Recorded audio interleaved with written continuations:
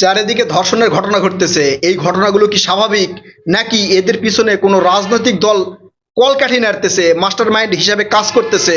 আজকে এই ভিডিওতে সেইটাই চাল চালায় বুঝে যাবেন। অনেকেই বলবেন, ভাই এই ঘটনাগুলোর মধ্যে এই ধর্ষণের বিষয়টা রাজনীতির সাথে গুলায় ফেললেন কেন? এটা আমি গোলাই নাই, আন্তর্জাতিক মানবাধিকার সংস্থার বিশ্লেষণ বলতেছে rape as a political weapons. ইংরেজিতে যেহেতু কইছে, ঠিকই কইছে। অর্থাৎ আন্তর্জাতিক মানবাধিকার সংস্থার বিশ্লেষণে বলতেছে এই ধর্ষণটাও রাজনৈতিক হাতিয়ার হিসেবে কাজ করে। কেন ধর্ষণ কিভাবে রাজনৈতিক হাতিয়ার হিসেবে কাজ করে সেইটা জানতে হলে একটু বাংলাদেশের চিত্রটা আপনার দেখতে হবে। একদিকে মাননীয় প্রধানমন্ত্রী তারেক রহমান এবং স্বরাষ্ট্রমন্ত্রী সালাউদ্দিন আহমেদ মিরপুরে রামিসার বাবার সাথে দেখা করতে গেছে। অপরদিকে চট্টগ্রামে 4 বছরের শিশুকে ধর্ষণের অভিযোগে এলাকা তোলপাড় সৃষ্টি হয়ে গেছে। হাজার হাজার জনতা রাজপথে নামছে এবং ওই ধর্ষণকারী এক মাদ্রাসার মধ্যে বসে আছে। এইটা জানার পরে এলাকাবাসী সবাই ওই মাদ্রাসাকে অবরুদ্ধ করে রাখছে। সেখানে পুলিশ যাও নিয়ন্ত্রণ করতে পারতেছে না। ওই ধর্ষককে জনতার হাতে তুলে দেওয়ার দাবি জানানো হচ্ছে। তো ধর্ষককে যদি জনগণের হাতে তুলে দেয় তাহলে বাঁচায় রাখবে, আইনের শাসন কি প্রতিষ্ঠিত হবে? এখন অনেকেই বলবেন, আইনে যায় কি হচ্ছে, আইনে যায় তো ধর্ষকের বিচার হচ্ছে না। ধর্ষণ হওয়ার এটাও কারণ। আসলে আমরা একটু দেখি ধর্ষণ কি কি কারণে হয়। আইনের বিচার যদি সুপ্রতিষ্ঠিত না হয়, ন্যায় বিচার যদি না হয়, ধর্ষক যদি শাস্তি না পায়, তাহলে ধর্ষণ হয়। সামাজিক মূল্যবোধের অবক্ষয় হলে ধর্ষণ বাইরা যায়। আবার সোশ্যাল মিডিয়ায় অশ্লীল ভিডিও ছড়া পড়লে সেটাও ধর্ষণ বাইরা যায়। কিন্তু সবচেয়ে বড় প্রভাব যেটা কাজ করে সেটা হচ্ছে রাজনৈতিক প্রভাব। একটা সরকারকে ক্ষমতাচ্যুত করতে, সরকারের গদি নড়বড় কইরা দিতে এই ধর্ষণের ঘটনা ব্যাপকভাবে ছড়িয়ে দেওয়া বিশাল ভূমিকা পালন করে।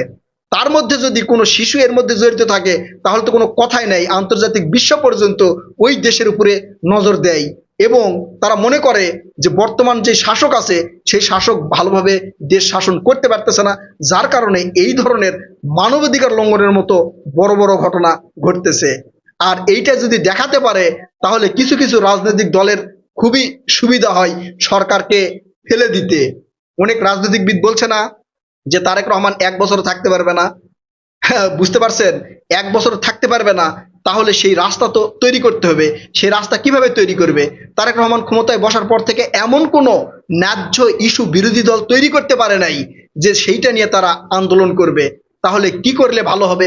আমি কিন্তু ডিরেক্ট বলছি না যে এই ধর্ষণের পিছনে তারাই কলকাঠি নাড়তেছে, কিন্তু হতেও পারে। আপনারা একটু বোঝার চেষ্টা করেন। আপনাকে যদি আমি আঘাত করি, আপনার কোনো অপরাধ যদি না পাই, তাহলে আপনাকে আঘাত করার জায়গা, স্পেস, তারপরে হচ্ছে কার্যকারী কোনো তথ্য প্রমাণ আপনার সামনে নিয়ে আসতে হবে। নিয়ে আসার পরে আপনাকে আঘাত করতে হবে। এই তারেক রহমানকে ক্ষমতাচ্যুত করতে, বিএনপি সরকারের টালমাটাল অবস্থা করাতে এই ঘটনা কিন্তু ব্যাপক ভূমিকা পালন করে। নিউজের এই রিপোর্ট অনুযায়ী, রিপোর্টটা প্রকাশ হয়েছে 28 এপ্রিল 2026, স্বরাষ্ট্র মন্ত্রণালয়ের উদ্ধৃতি দিয়ে এই নিউজটা প্রকাশ করছে। সেখানে বলা হয়েছে বিএনপি সরকার ক্ষমতায় আসছে 17 ফেব্রুয়ারি 2026, মাত্র 2 মাসের মধ্যে 464টা মার্ডার হয়েছে, 666 ধর্ষণ হয়েছে। চিন্তা করেন, 666টা ধর্ষণের ঘটনা ঘটছে। এটা কি শুধু মামলা হয়েছে? মামলা ছাড়াও যে আরো কত ঘটনা ঘটছে একমাত্র আল্লাহ মালুম। এর মধ্যে 530 জনকে সন্দেহভাজন হিসেবে গ্রেপ্তার করা হয়েছে। এদের বিচার হয়েছে অনেকের, তবে বিচারের রায় কার্যকর হয় নাই। বিএনপি সরকার ক্ষমতায় বসে মাত্র 2 মাসের মধ্যে এতগুলো ঘটনা ঘটে গেছে। বুঝতে পেরেছেন আন্তর্জাতিক বিশ্ব এগুলোকে কিভাবে দেখতেছে? এখন প্রশ্ন হলো, বিএনপি সরকার কি ব্যর্থ? বিএনপি সরকার ক্ষমতায় বসে প্রশাসনের দুর্বল অবস্থাকে সবল করতে পারে নাই এখন পর্যন্ত। প্রশাসনের আগের যে ভূমিকা ছিল সেই ভূমিকা উত্তরণ কইরা বিএনপি সরকার যে সাজিয়া গুজিয়া নিবে সেই সাজগুজি তো এখনো শেষ করতে পারে নাই। তার মধ্যে এতগুলো ঘটনা কিভাবে ঘটলো? এটা কি স্বাভাবিক ঘটনা? এটা কি সামাজিক মূল্যবোধের অবক্ষয়, নাকি এর পিছনে পলিটিক্যাল কোনো ইস্যু আছে? আপনারা যদি একটু চিন্তা করে দেখেন, বিএনপি সরকার ক্ষমতায় বসার পর থেকে এই পর্যন্ত বিরোধী দল কয়টা আন্দোলন করেছে, কি কি ইস্যু নিয়ে আন্দোলন করছে? আমি তাদের খুব একটা আন্দোলন কিন্তু দেখি নাই। তারা কি করলেন যে গণসমাবেশের ডাক দিলেন, 15 দিন ব্যাপী সারা বাংলাদেশে গণসমাবেশের ডাক দিলেন। সেইটা খুব একটা আলোচিত হয় নাই, আলোচনা সৃষ্টি করতে পারে নাই, কোনো ন্যারেটিভ সৃষ্টি করতে পারে নাই। জামাত করেছে, এনসিপি করেছে, কোনো জায়গায় তীব্রভাবে কোনো আলোচিত হয় নাই। এখন অনেক নেতারা বলছেন যে এই সরকার আগামী 2 বছরের মধ্যে পতন ঘটবে। তো আগামী 2 বছরের মধ্যে যদি এই সরকারের পতন ঘটাতে হয়, তাহলে এই সরকারের বিরুদ্ধে শক্ত ন্যারেটিভ বা তথ্য উপাত্ত সামনে নিয়ে আসতে হবে। সেটা কি করা সম্ভব হয়েছে? হয় নাই। তাহলে এই সরকারের যদি 2 বছরের মধ্যে পতন ঘটাতে হয় বা 1 বছরের মধ্যে পতন ঘটাতে হয়, তাহলে কোনো না কোনো ইস্যু সামনে নিয়ে আসতে হবে। সেই ইস্যুর মধ্যে এই ধর্ষণ ইস্যু আছে কিনা সেটাও চিন্তা ভাবনা করতে হবে। এখন প্রশ্ন হচ্ছে যে তারেক রহমান কি এই অন্যায়, অবিচার, ধর্ষণ, লুটপাট যেটাই বলেন, এগুলোর বিচার কি করতে পারবে? এত দ্রুত কি করতে পারবে? যে জায়গায় প্রশাসন 16-17 বছর একটা দলের পক্ষে কাজ করছে, সেই দল 14 গোষ্ঠী সহ বাংলাদেশ থেকে পালায়ে গেছে। তারা পালায় গেলেও তো প্রশাসন পালায় যায় নাই। সেই ভঙ্গুর প্রশাসন, দুর্বল অর্থনীতি নিয়ে একটা সরকার ক্ষমতায় বসার সাথে সাথে আইনের সুশাসন একদিনের মধ্যে প্রতিষ্ঠিত হবে, এইটা আশা করাও কি ঠিক হবে বা সেটা কি সম্ভব হবে? আমার মনে হয় না এত দ্রুত সেটা সম্ভব হবে। অন্তর্বর্তীকালীন সরকারের সময় সবচেয়ে আলোচনার সৃষ্টি করেছিল আসিয়ার ধর্ষণের বিষয়টা। তাকে গ্রেপ্তার করা হয়েছে, তার বিরুদ্ধে বিচার চলমান, রায়ও হয়েছে, কিন্তু ফাঁসি কার্যকর হয় নাই। এই যে রায় কার্যকর না হওয়াও কিন্তু এই ধর্ষণ থেকে শুরু করে বিভিন্ন অপরাধ সংগঠিত হওয়ার কারণ হিসেবে রাজনৈতিক বিশ্লেষণ থেকে শুরু করে মানবাধিকার বিশ্লেষক যারা আছে তারা কিন্তু সেটাই মনে করে। এখন একের পর এক এই ঘটনাগুলো ঘটতেছে কেন? রাজনৈতিক দলগুলো ধর্ষণের কিভাবে কাজ করে?